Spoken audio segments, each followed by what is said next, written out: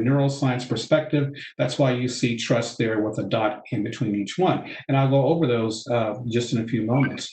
So, understanding your own incredible brain will actually make you a more powerful person.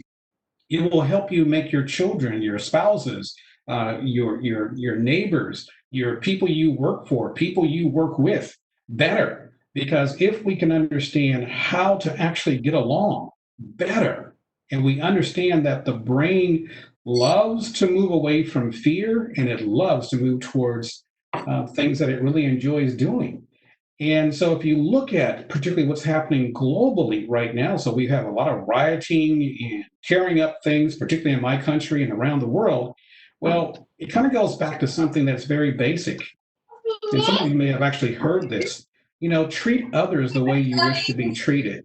Now, it may sound like it's not that big of a deal, but actually it is. We know from a neuroscience perspective, if I treat you the way I wish to be treated, then that means I probably won't do anything to anger you or to cause you to be fearful because I want to be treated the same way. Now, in philosophy and in psychology, we also say that if by extension you don't treat someone the way you wish to be treated, think about this for a second. You're actually mistreating yourself because you are projecting onto another person how you actually want to be treated. We hear a lot about fascism today. And I really wonder if people understand what fascism really is. But we do have two groups running around, Black Lives Matter and Antifa. And they're saying, well, we want to radically or change the system. But we want you to think the way that we think. I'm sorry, that is the very definition of fascism. And if you don't think the way that we want you to think, then you're part of the problem. Well, is that accurate? Number one. And is it true? Number two. And the answer to both those questions is from a brain based perspective. As an adult, I don't need to be told how to think. You can teach me how to think better. You can teach me how to think more clearly. You can teach me how to think more accurately. And more importantly, you can teach me how to think more critically. So if I actually apply critical thinking to what's happening in the global world today, then I realize that what some people are asking for is an impossibility because they want it one way. When it comes to understanding how the brain actually thinks, and I can appeal to that, I can help people change. I can help people know how to do things, and I can also help them to do those things. I also can introduce them and teach them to how trust in the brain actually works. And at the end of the day, that's what we want. So, what are some of the applications to coaching across all the sectors? Well, some of the applications is just that. Number one is how to change. How can we change? Is change possible? Do I believe in change? For those of you that have been with us before, I think we sent out a few of the topics that I've talked about, one of which is the very change agent process itself. Why is change so hard? Well, change is hard because we like routine. The brain loves routine. And if you introduce something new to the brain sometimes has a problem with that. Why? Because it was introduced in a way that was probably more threatening than it was more inviting. If you invite people to do things, if you invite people to participate, people are willing to accept what you have to say, and they will actually take what you have to say on board just by understanding that you have increased, as it says there in voted letters, heightened level of awareness. And that's where we want to go. We want to make people aware. Part of this immersion experience is to make you aware of what we get to do when we understand how the brain operates. And some of the coaching solutions that you can provide, whether you are an in-house coach or you're a coach for yourself, how about helping people to establish and take action towards achieving their goals? Now, whatever the goals may be. And we do have a routine for helping people to establish proper goals. How about becoming more self-reliant? How about becoming more resilient? I mean, right now, today, we need to teach people how to become resilient in light of COVID-19 because businesses are devastated. Those of us that are able to kind of put one foot in front of the other, for many of us, we're starting all over again. And we have to know how to be resilient. How about gaining more job and life satisfaction? I talk to many people every day, and one of the things I can tell is that people just aren't satisfied with life. And particularly right now, they're not satisfied with life because they feel betrayed. And that's understandable why people feel that way. So we want to be able to teach you, demonstrate for you to discover through neuroscience and social neuroscience how you can provide better solutions to your clients. I don't care if you're a trainer, there is a way to train people much better. There is a way of coaching people much better. Now, I'm not saying any type of training that you've done before is, null and void. It is not. Neuroscience is literally the foundation for which all coaching, all development has always set upon. We just never really talked about it before. So, the first major talking about neuroscience really was understanding the four quadrants of emotion. So, when Dr. Goldman came out with his wonderful work, that was literally the world's first entrance into understanding how we operate. And he did that work through emotional intelligence, which is now parlayed into social intelligence, which is now parlayed into parental intelligence, operational intelligence. So we have all these intelligences, but it still boils down to something very fundamental, is understanding how your brain operates and how another person's brain operates when we actually come into connection with one another. So this is what we are accomplishing to do to help people move to the next level. So how does neuroscience change in business settings? Well, neuroscience actually is revolutionizing the way that businesses are now operating globally. So we've heard a lot in the past 5 years about data, data, data, or data, data, data. And the problem with that's going to be is that we're going to get so caught up on data that we're going to forget that we're actually human. We're not robots. So and there's a large growing number of people who don't want us to focus so much on the data. We have to be able to do that in conjunction with understanding the person. The data is only predictive. Humans are not very predictable.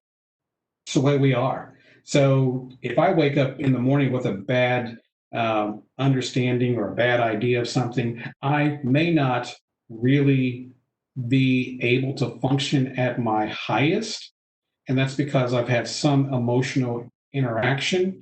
My energy levels may have already dropped.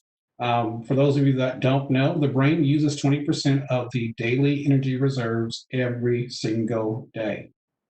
Imagine when you go beyond that point, that's when you hit the wall. That's when you are more short with a person. That is when you are less likely to allow another person to actually have a conversation with you that is pleasant because you've already hit the wall. And for some of us, we hit that wall even before we walk into the door. For others of us, it may be around the morning time, 10 o'clock time, 12 o'clock time, 2 o'clock time, 3 o'clock time. So by the time you get home, you have no more energy because the remaining energy is really for you to exist off of. It is really for your body to do what it needs to do. So we have to learn how to conserve energy throughout the day so that when we do get home or we do have a stressful moment, that we can actually learn how to navigate that so that we bring people into a place that is safe. You will hear a term mentioned a fair bit now called psychological safety. Well, psychological safety is a big deal. Most people don't think it's a big deal, but it's a huge deal because if a person doesn't feel psychologically safe, they act differently. And we're now being able to pick up on those traits that shows us that a person is probably not psychologically safe. So it's really, really in a place for us to understand how neuroscience is changing business really is to understand the why of resistance to any change or the why people behave the way that they do. Now, I'm going to use a big word there. It's called epigenetics, which just means how the inheritable genes changes in gene expression, which means that, the color of your hair, the color of your eyes, those are all gene expressions. But we're able to actually turn that now actually into business. What is the gene that your business portrays? What is the gene that you as a person portray to another individual, be it wife, client, child, parent, whatever? What is that gene that you actually express? So we have to look at the type of information that comes into us because it's the information that we're always acting on. We act upon information usually within 1/10 to 3/10 of a second. So that means that we have very learned how to process information very quickly, and sometimes if it's too quick, then we're going to make a wrong decision. So part of what our foundation teaches is really what we call how the brain creates a concept of self, person, place, or thing.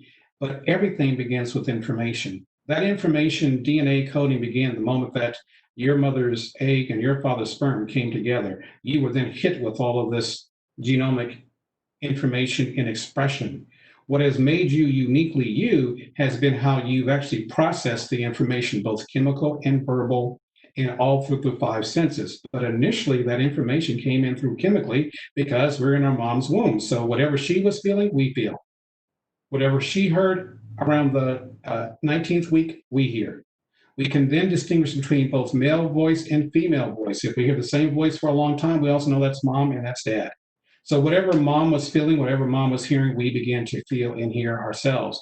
That literally has shaped many of us. And we now know that to be true. So sometimes when we're sitting in our places of work, what's really going on is something that is very, very old in terms of the day that we actually were conceived. So some of our beliefs, some of our behaviors are unfortunately based upon the information that we receive. So here's the question I have for you. What's the information that you put out about yourself? What's the information that you put out about your organization? What's the information that you put out about your team? What's the information that you put out about others? And is that information powerful enough, and usually it is, that will actually change a person either to be angry or frustrated or joyful and happy and ready to do what they need to do to make you successful and to make yourself successful? This is very powerful because we understand that we all process information. It's our experiences that teach us how to process, and the how is about the biases that we develop, the how we feel about something. If we continue to see the same thing over and over and over again, we don't necessarily respond to it because it becomes dull, because the information is not current, or it's not correct, or it's not accurate, or it's just flat out wrong. And let me give you an example. Today, there's a book that's actually going around the world, and it's called White Fragility, which effectively teaches, unfortunately, white people that they're all racist, no matter how old they are. Now, how silly is that? Because not all white people are racist, but that's what's being taught globally. That is what's being put out there in the world. So this information actually is inaccurate, it's dangerous, but because people feel or think that they have to do something about the world situation, that they are going to accept that they are probably racist. But the book makes them think that they actually are. Now, I will be one who will be saying that is not true. It's not accurate. So, you will probably start to see some posts that I'll be posting up on LinkedIn and on Twitter, because I think it's wrong to teach people and to tell people that they're racist. That's just wrong. And of course, now the other part of that is, if you are any other color other than white, then it's impossible for you to be racist. We all have the capacity to be racist, just not the way that they want you to understand it. So the information is going to be key. So we're going to teach you how to change the informational flow so that we all can be better human beings. Also, the process of neuroscience teaches us how to actually have conversations that actually ignite and energize people to be better at what they currently do. So through research, particularly of my mentor and teacher, Judith Glassner, who died in the Harvard Business School, or the Habit School or Habit Lab, at Stanford University, we've been able to determine that there's probably about 3 levels of conversation. The first level of conversation transactional. It is strictly an exchange of information where you ask and you tell. Good morning, Joe. How are you doing today? Yep, I'm doing pretty good. How are you doing? Yep, pretty good. It's benign. It doesn't really take us anywhere. It doesn't do anything. And then sometimes we might move into level two. If you're in a position of authority, you will definitely move into level two, which is positional. And it is an exchange of power by virtue that you advocate and you inquire. Hey, did you get that report done last night? Hey, I need this activity completed before you do that activity. I need you to get this done now. So you're always advocating, but you're advocating from a position of authority, which is almost, in some people, it's as bosses, managers, leaders, it is almost absolute. Well, what we're discovering is that if you actually share that power with another human being, it removes the barriers to them being able to communicate more effectively. The third level is transformational. It's an exchange of energy. We all exchange energy. Talking to you guys today, there's a lot of energy. And hopefully I give a lot of energy back because I'm not talking in a boring, monotone voice. So we're actually giving each other energy where we can actually share and discover. Now, these things may seem, and I'll use the big word here, ethereal, but it takes place every single day. Think about the conversations that you actually have and ask yourself, do I just ask and tell? Am I advocating and inquiring, or do I actually encourage a person to share and discover? As a coach, think about this. If you actually get people to share and discover something about themselves, they'll tell you everything there is to tell, which is okay because it's actually sharing. And then you can get them by asking quote unquote powerful questions that will encourage them to be better or to ask themselves questions as to whether or not they can get to the next level or if they can solve their own problem. And think about this when I actually said to you that, there are three parts to a conversation. The first part is what is the intent? What is the impact, and what is the resulting behavioral outcome? And if you look at that, if you're just asking and telling, the behavioral outcome is not going to be that big of a deal. Neither will the impact of that conversation. But if I get down to transformational, now the impact is going to be powerful, the intent is going to be powerful, and the resulting behavior will be change, or it will be engagement, or it will be being more engaged. And if we can get people to that place, that is the power that we all want. Why did Steve Jobs stay up sometimes 24/7 to create what he created that half the world or more than half the world actually uses, which is the Apple telephone or Apple mobile phone? So that came about because he did share, he did discover, he didn't just ask and tell, and nor did he necessarily, when it came to the creative side, just advocate and inquire. Now, yes, later in life, there were some things that he went off the rails on, but that's just a result of people understanding their power and not understanding how their power can be shared to make them greater. Another story with Microsoft, those of you who have been on the call before, you've heard me say this. In a 10-year period, Microsoft lost its leadership position because after Bill Gates actually stepped down and Steve Ballmer took over, there was no more sharing and discovering. He actually began to pit teams against each other.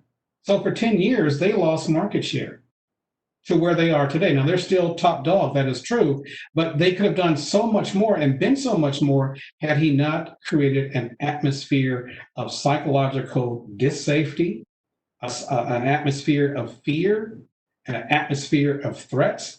Because when you pit each other against each other, then it's going to be a natural process where I have to win and you have to lose. And unfortunately, that's what happened to them. This is recorded, documented stories, and why they tried to make some changes soon thereafter, but it was 10 years too late. So they're still top dog, and they are getting better. Steve Ballmer has recognized some of his mistakes, and that's why now you don't hear negative things about Microsoft. You're actually hearing some pretty powerful things about Microsoft. So Again, neuroscience, social neuroscience is able to help us all understand how to be better at what we're actually doing in life.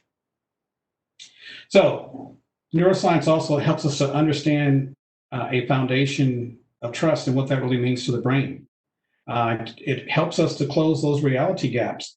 So, if I don't really trust you, even though you might be talking, I'm not really hearing what you're saying because neuroscience, communication neuroscience teaches us that 9 out of 10 conversations miss the mark. Why? Because I don't really hear what you're saying. Because there has been no position of level 3 transformation. You haven't understood the intent of the conversation and you haven't understood the impact, and you're not aware of what the resulting behavior is going to be. If you are a coach, wow, you want to help people establish trust and you want to establish trust. Because if you don't do those two things, then they're not really hearing what you're having to say. So, trust, transparency, relationship, understanding, shared success. What does that look like? So, for those of you that are coaches, here's a question for you. Do you actually paint a picture of what shared success between you and them actually looks like? I don't care if you are a life coach, spiritual coach, food coach, executive coach, business coach. If you do not show them what shared success looks like, and that's a big one, then you're going to miss the mark because you're going to go off of only what the definition of trust actually says. Here, I'm giving you a reason why you want to understand social neuroscience so that you can help people establish trust. You can really understand what does transparency mean. Again, each one of these carries with it a conversation that carries with it intent, impact, and resulting behavior. Look at the last T there. The last T is really powerful. Test assumptions and truth telling. Now, I know there's a G missing, but I wanted to be a little bit more funny and say telling. So you have to be able to tell the truth about a person, place, or thing. And you have to be able to test assumptions. So here's one. I was speaking with a young lady a couple of weeks ago who she believes she's not attractive. And I said, tell me why you think you're not attractive. And she told me why she thought she wasn't attractive. So I gave her a test. I said, why don't you try changing this about what you think about yourself? Because we know that the body is pretty powerful and so is the brain. If you truly believe something in your brain, your body will create the condition for you to walk it out. Here's the true case in point. Most of us know that medicines work, but we also know what is called the placebo effect. Placebos do not have active ingredients in the medicine, but they work. And they work 35% more on average than the actual medication. Well, here's a question for you. Why? After about 25 years, we figured it out. The only reason why we know that the placebos work is because what you believe about the medicine. If I take a cold medicine, I believe it's going to make me feel better. It's going to solve my problem. And guess what? Off I go. I take the sugar, because most of it, that's what it is. And then take a few other things that may, stop the drowsiness, stop the runny nose, may stop the dry cough, but ultimately actually feel better. If I eat chicken soup, I know I'm going to feel better, but that's just a belief. And if I believe it, then my body will set the condition for things to happen. She believed that she was unattractive. And here's why she believed she was unattractive. Her sisters and brothers never ever told her that she was attractive. They always picked on her. Well, that's a problem. And she was the youngest. So she was, as we say in America, she was the runt of the litter.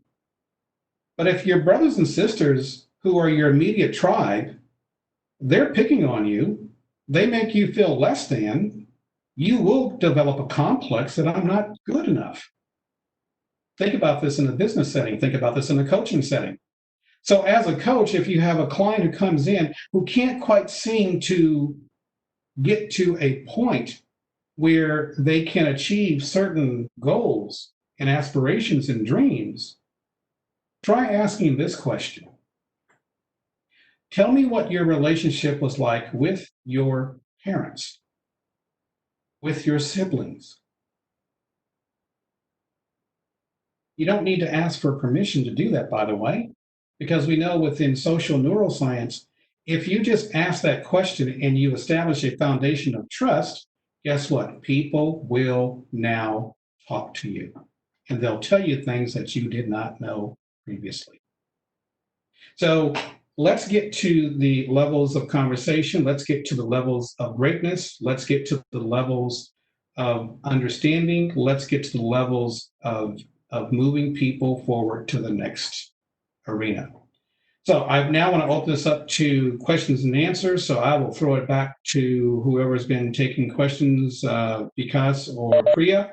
So let's start having some questions, because if you don't ask questions, I'm going to ask questions of you. So here we go. Let's go. Yes, sure. Thank you, Don. Priya, Hi. over to you.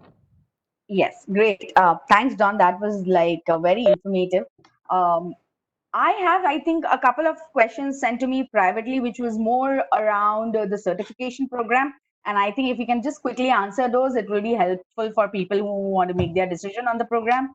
So Sure. there is one quick thing about how many CCE units does the program offer?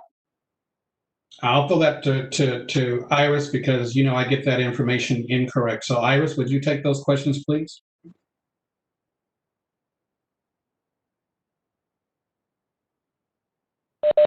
Iris? Aris, you're muted. Can you please unmute? Sorry, I thought I'd taken it off mute. So there's 54 CCEs, and 24 are core competency, and 30 are the resource development or research development. And this is across the entire, all the three levels, right? All three levels, you're correct. Great. There are questions around asking what is meant by ISO approved program and ICF certification alliance. Can you explain a bit on that? So Don, if you explain the ISO. Okay, so ISO is International Standards of Organization.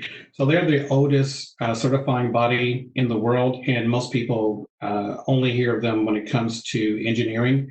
But they do have a very powerful and strong educational arm. And because I wanted to go and take this outside of ICF, because it does not necessarily follow the 11 core competencies in terms of this is what we actually teach and how we teach it, I needed to have an organization that allowed us to actually be able to teach the way that and train the way that we need to train without being hamstrung by core competencies that is going to put pressure on how you actually wind up coaching in particular. So they are one of the oldest. I think that they're actually the oldest body when it comes to certification, but usually basically for engineering and the sciences. But we were very lucky to explain our program to them. And because they do have a very strong educational arm, we were adopted into that aspect. When it comes to CCEUs from ICF, I'll throw that back to Iris, because she has more of a understanding of that. So Iris, back to you. Right. So back to the original question, Priya, the International Coach Federation, ICF, is a governing body for coaching worldwide.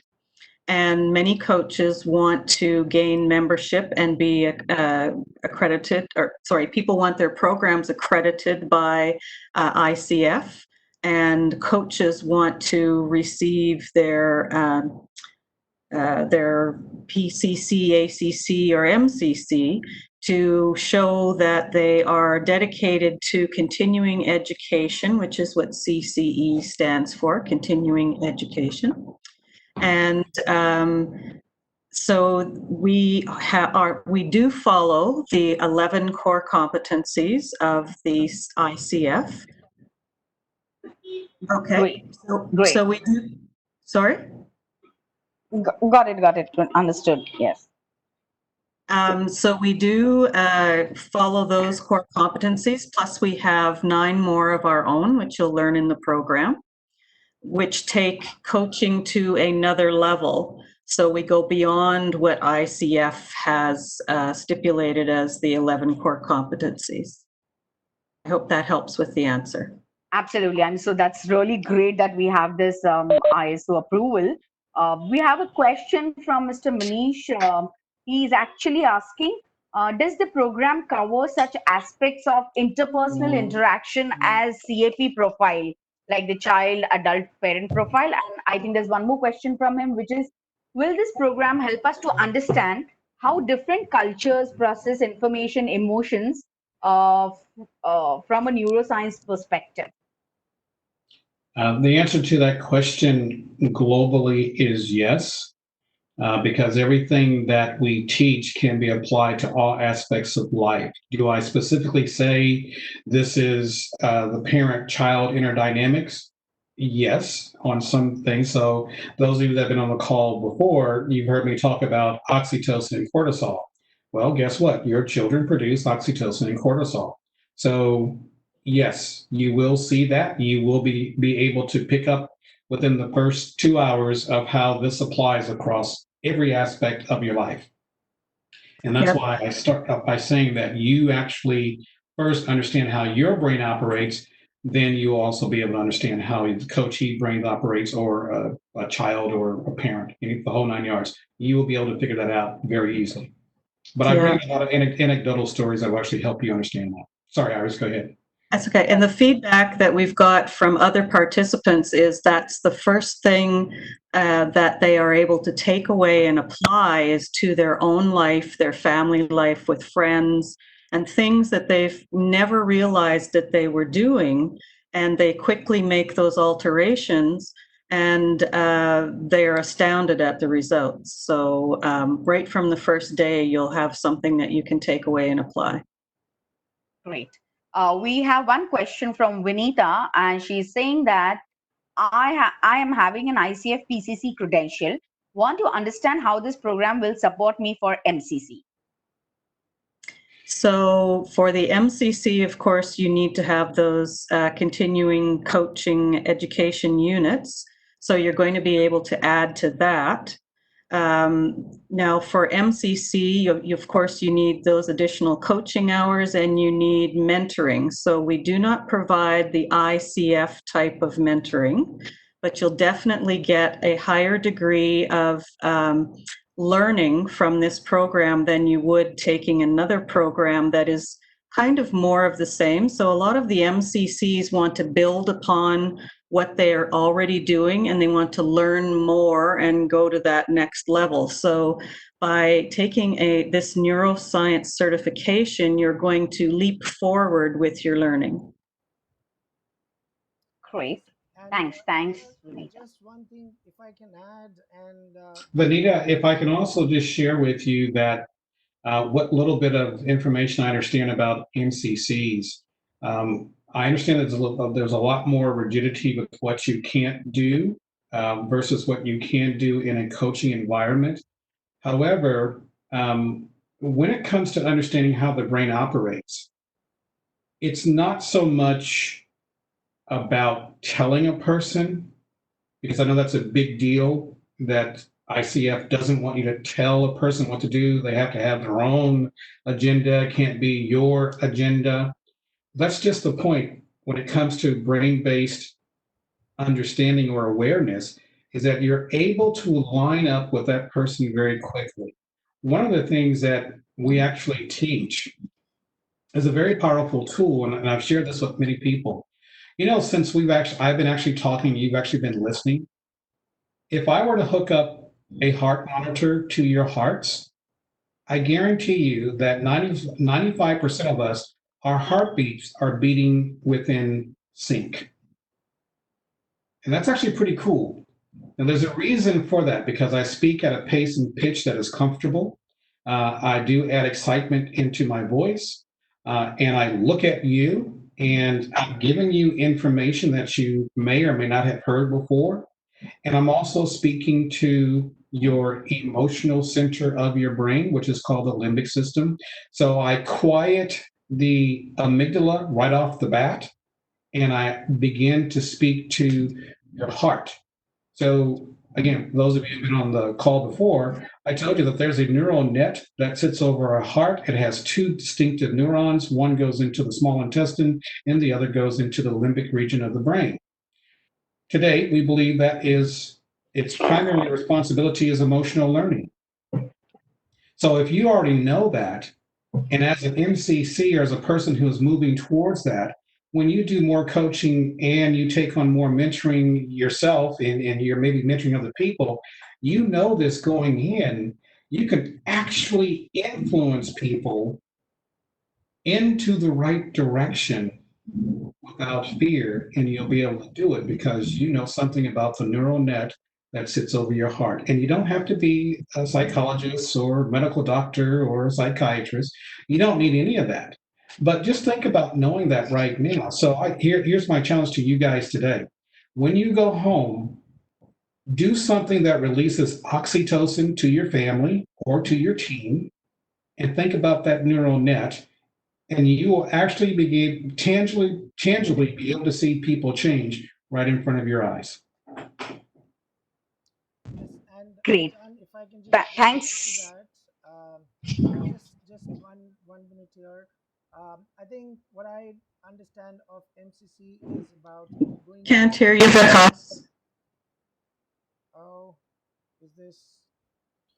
Sorry, sorry. Is this better? Oh, much Yes. better. Maybe my Yes. speaker was a little away. Yeah, so I just wanted to say that as I understand, for an MCC, it is important to go deeper into the feelings and the psyche of the coachee, and I think this would help very well identify what's happening inside the brain of the coachee, and does hugely help the process of getting deeper and faster. Yes, you're right. You're right, Vikas. And when I started using it with my clients, what I noticed was a lot of times you have your intake or your discovery form, however you want to, whatever you want to call it. But you end up having to ask a lot of questions before you get to that level that Vikas was talking about. Whereas when you learn how the person's brain is working, and then they start to tell you their story, you can understand more, and you know where to help them with their awareness, because of course that's the first step. They have to be aware before they can make the change. And when they're more aware, and when you have the tools and the framework to show them how to do that, then you get well into the discovery within your first session. You don't have to spend 2 or 3 sessions going through all of the basics again, because now you have this formula, you have this knowledge that you're going to help them so much faster. Great. That's Thanks. great. Thanks, Cyrus. There are a lot many questions which are coming up, so I will very quickly take them up. There's a question that says that in the certification program, do you cover anatomy and functions of the brain? Anatomical functions of the brain, is that the question? Yes. Anatomy and functions of the brain. Anatomy, Yes. yeah. The anatomy, yes. Look, there's light anatomy in terms of this is your prefrontal cortex, this is your hippocampus, this is your amygdala, this is your um, Prefrontal cortex. prefrontal cortex. Because it's not really necessary that you necessarily know that. It is more important that you are aware of that. When it comes to the function, yes, we do spend a little time with function. You will be able to go to TED Talks that we've already picked out for you. They're 15, 20 minutes, plus I have a document that basically gives you what you need to know as a layperson. And again, you don't need to have a scientific background to understand that. We probably spend more time with the hormones, the 5 feel-good hormones, primary hormones, so that you understand how that actually influences everything that you say, do, feel, and think about. So there is a large amount of that, but not to the point where you have to be a student and you have to remember it, because you're not going to be tested on that. It's not what I test on. So the certification is not built around memory of these things. It's more built around the application. At the end of the day, that's what you want. You want, how do I apply all of this information that makes me better, that makes the coachee better, that makes my child better, makes my parent better. That's what you want. You don't necessarily need that, but it will be there. So we don't spend a lot of time on it. I spend maybe about 15 minutes. I'll put the chart up. That's part of the giveaway. So you'll be able to see the chart. You'll be able to see what the anatomy is, where it sits, how it works together. And yes, I do wrap it up and say, as a coach, this is what you're dealing with. As a leader, this is what you're dealing with. As a parent, this is what you're dealing with. As children, this is what we dealt with. So you will get that. Great. Yeah, Thanks. Priya, there was a really good question there about cultures. Can you go back to that one? I think, okay, that was Manisha's question, and which was about, will this program help us understand how different cultures process information or emotion? Yes, unequivocally, yes. Okay. Yeah, and that's actually yes, and it's very interesting. It's really I'll just leave it at that. It's very, very interesting. There are more questions. It's like, by taking the certification program, can I use my own examples of clients or issues to understand how to use this neuroscience driven coaching? You better, because that's your experience. So you better, yes. When you take the certification course, part of it is that you bring your experiences to the table. Iris, I, and Tanya will help you understand how to navigate the questions and the processes that your client is going through and what you're going through. So yes, please Sure. bring all that. Will there be role playing so that we can practice? Is the question. Yes, yes. Oh, yes. If you guys haven't figured it out by now, I'm not your normal trainer or teacher. I have lots of fun. And we know that if emotionally, if you learn through fun, you remember it better and you can actually apply it much faster. So, yes, we will be doing role playing. There will be lots of fun. You will, look, I'm going to mentor you. Uh, Tanya's going to mentor you. Everyone will be mentoring you. Iris will be mentoring you. We even have Vikas and Rajiv. They will be mentoring you. They don't know it yet, but they will be mentoring you.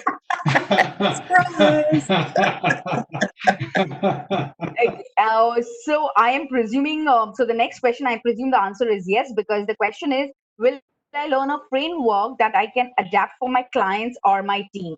I guess so, Yes. yes. Yes. We teach you a very powerful neuroscientific study that has been going on for the past 42 years. So we will teach you a framework that you can adopt and you can tear it apart. I'll tell you what I don't want you to tear apart because it's very vital. And step one is the most vital part of adopting a coaching profile and ecosystem that allows you to be the very best that you can be. So, yes, and yes. Okay, this one very good question from a coach, and that is more from how can they improve their business revenue. So the question is, what is the relationship between neuroscience and psychology, and can this program help them target those audience who are slightly depressed due to work, relationship uncertainty, reduced social life? Oh, that is a good question. So let me take it in a global perspective. So the relationship between coaching and neuroscience in psychology has always been there. The very foundations of coaching is based upon lightly what is called CBT, cognitive behavioral therapy. You just don't talk about it because, rightly or wrongly, ICF has determined that they don't want you to do that. Okay, fine, that's fine. I have no problems with that. However, when you're talking neuroscience, you actually are getting to the heart of the matter because it's about our emotions that makes us do what we do and feel what we feel and think what we think and act the way that we act. So you have a very firm understanding. You will have a workman-like understanding so that you can apply what you learn literally from day one. Now, in terms of it increasing your income, well, I guess that depends upon how innovative you actually are. Neuroscience in many parts of the world has become a buzzword, but you will be able to actually explain what that actually means so that people will be able to say, hey, you know what, I want to go to you a little bit more. Now, Iris, Iris actually has done this with a client. And Iris, why don't you just tell briefly what your experience has been? Can you give me a hint which client you're thinking of? The one who's written a book. Oh, sorry, I was reading something, so I didn't get everything that you said. I was reading some of the texts. No, would you tell them briefly how you've increased and how you've helped Ravinder by helping her understand what neuroscience is and what her response to that was? Oh, right. My apologies. Yes. So this one client that I've worked with for almost 2 years now has, in using the neuroscience and some of the tools and increasing her awareness, we have worked through her family issues. We have worked through her self-esteem issues and her confidence. We have worked through her relationships in her workplace. And I'll tell you a quick Reader's Digest version that she has gone from an accounting clerk to the vice president of a national company in Canada. She is, all of her family issues are not necessarily solved, but she's so much happier in her family. And she is now going to go out on speaking engagements, and she's written a book. And the coaching that I do with her now is mostly to hold her accountable and to just meet with her for some of those things that she wants feedback on. So it's such a wonderful story.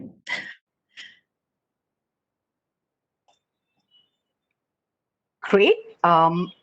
We have a question that says that other than becoming a coach, what are the other benefits of this program as an HR or as a trainer? You can actually train better. You can design brain-friendly, brain-based training programs that we will show you how to do that. As an HR manager, you can actually teach and train the C-suite and other team members how to actually effectively lead teams better. There is so much going on in the world today that understanding how another person's brain works and what happens when they enter into the room with you is vitally important. People for some reason are afraid of most HR people because they believe that they hold the power. Well, they do hold some power. However, if you make a person feel at the same level that you feel, that will be your best employee. So we've created all these tools to determine how to hire the right person. I got to tell you, I hate it with a passion. I don't need a tool to tell me how to hire the right person. I need a tool to tell me how to make that person better. Because often the person that you don't hire has the actual technical skills to do the task. Most people are hired based upon their ability to do the task, not their ability to actually relate to other people. So neuroscience teaches you how to relate on a level that is much more powerful than the task. You can always teach people how to do the task. Anyone can do that, but you can't teach someone how. What's not being taught is how to teach people how to relate. So we base hiring from a HR perspective on a person's personality. You know, the person who actually is in charge of MBTIS, he's actually a professor at Stanford University. When you read his writings, he doesn't talk about personality. Why? Because most of us already know it's not about your personality. It's about your ability to adapt. It is about your ability to understand if I release oxytocin within a person, that person will always, always, always, always give me the benefit of the doubt. If I release oxytocin in a person, they are going to have a lot more energy than the person who doesn't. If I release cortisol, I'm going to wear out that energy reserves probably within an hour. I told the story that I was working in Malaysia, and I worked for but I talked to a company that makes our portable hard drives. Now, this company used to be big, very big globally, but it's been reduced to 3 regions in the world. And I asked them about the information that they give to customers, the information salespeople gives to customers, and the information that HR gives to themselves. So HR was trying to hire all these PhDs. Why are you hiring PhDs? It sounds good. Yes, you can borrow money if you go into a bank anywhere in the world and you tell them you've got 4 or 5 PhDs, it's easier for you to get a loan. I get that. But PhDs usually are silo thinkers. I don't want silo thinkers. I want people who can think outside the box. That's what neuroscience does. It teaches you to help people how to be more human. Because after all, with all these computers and all the data and all the stuff, we're becoming automatons. I don't want that. That's not fun. I want people to have fun. I want you to live your life. I want you to live your life to the fullest. Have fun out there. So here's what's going to happen. I promise you, I guarantee you this. In the next 4 to 5 years, you're going to see more people burnt out because we've put all this energy into data-driven information. People are going to become so burnt out, there's going to be this massive swing back in the other direction. Why? Because we're moving away from balance. Work-life balance has always been important. Resiliency has always been important. But if as HR director or HR person, if I'm always looking at the data, I never get to know the person. And when I do get to know the person, I only know them from a data-driven perspective. I don't know them from a relational perspective. So yes, you can maybe start the process with data, but asking questions to the real person in front of you, that's how you get to the person who not only can do the task of the job, but they can also make it easier for you to do your job. Next question. Sorry, can I just add to that question about how HR people are going to benefit? With my clients, I hear often about the problem they have at work with how they are treated or their teams are treated. And I hear often about senior people being let go, and then the teams are, having to get used to the next senior person that they're going to answer to. And it's always about, gee, I wonder how they're going to treat me. Just think of being an HR person and the opportunity you have to help those senior leaders, or maybe not so senior, improve.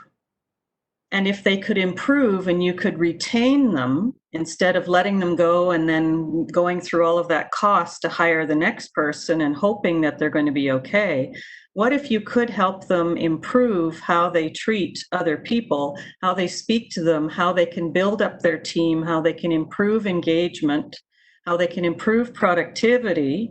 I mean, that's a huge benefit to your company right there for the return on investment for taking the program. I'm done.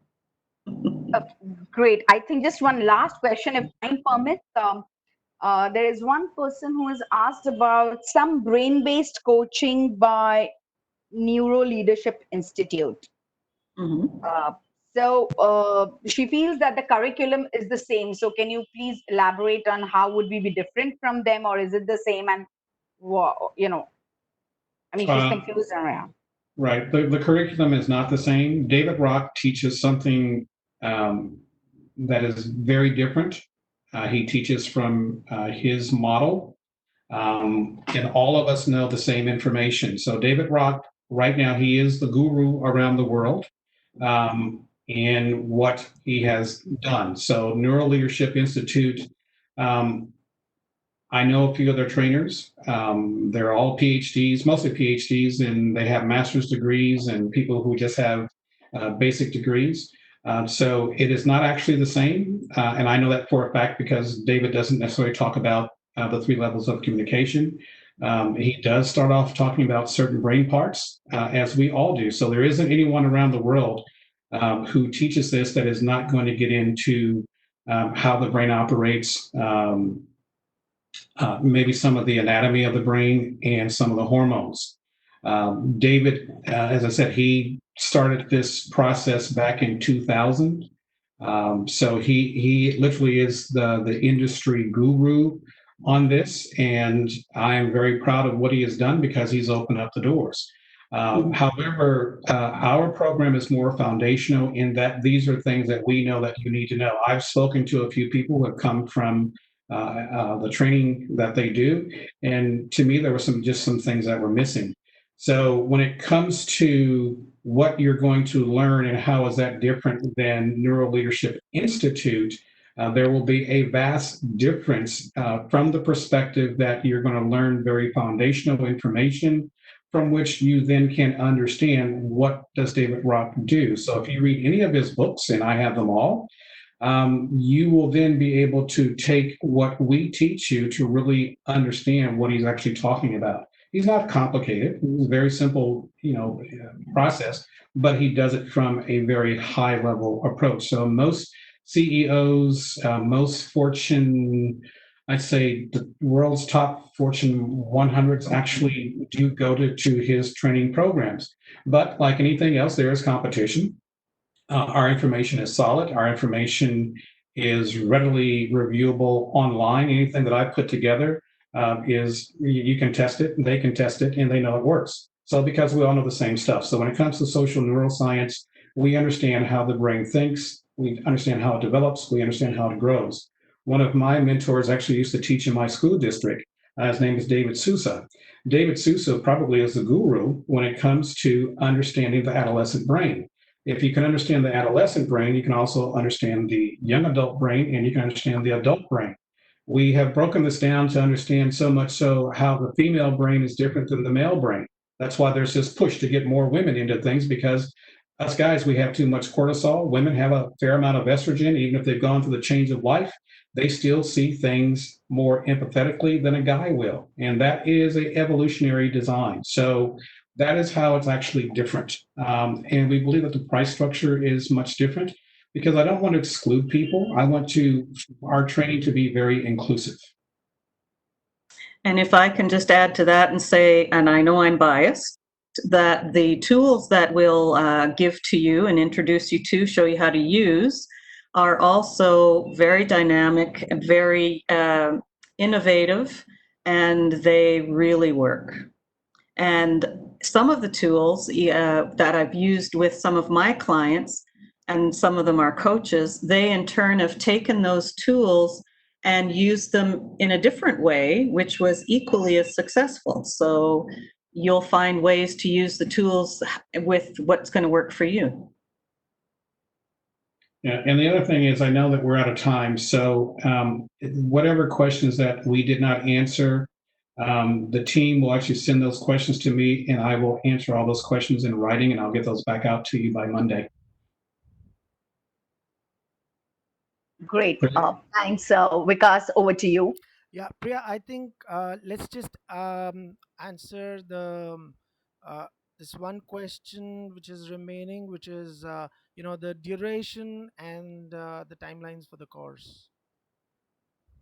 So very quickly telling you, this is it's about a 5-month course, which is and the level 1 is for 4 weeks, level 2 is for 6 weeks, and the level 3 is for 8 weeks. That's the course timeline. We are going to organize it twice a week for 1.5-hour sessions each. For more details regarding the exact curriculum and the fee structure, it would be good if you can just drop me an email. It's there in the chat box, and I will respond to that. I think that question is from Anjali, and I will write to her, Vikas. Sure, sure. And Anita, I think wanted to ask about timing is evening. You know, uh, we can. We will confirm on the timings actually.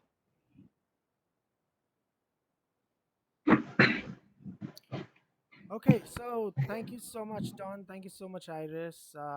Thank you so much, everyone who's joined in. A lot of people from outside India too. Some of them have dropped off because we kind of overshot the time.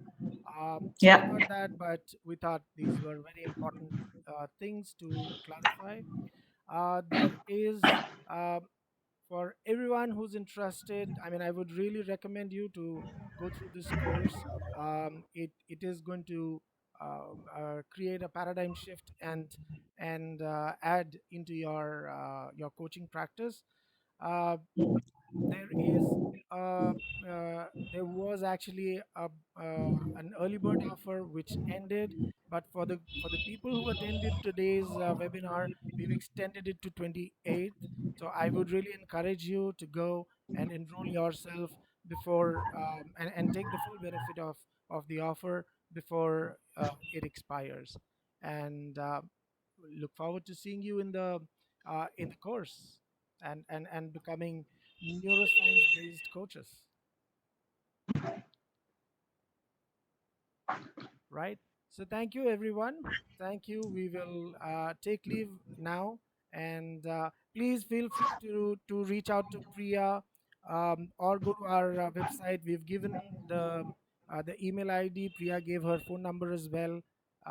And we'll be very very happy to get back to you and clarify all your doubts. Thank you and take care. Thank you, everyone. Have a great day. Yeah. Thank Thank you. you. Thanks, everyone. Thank you. Bye.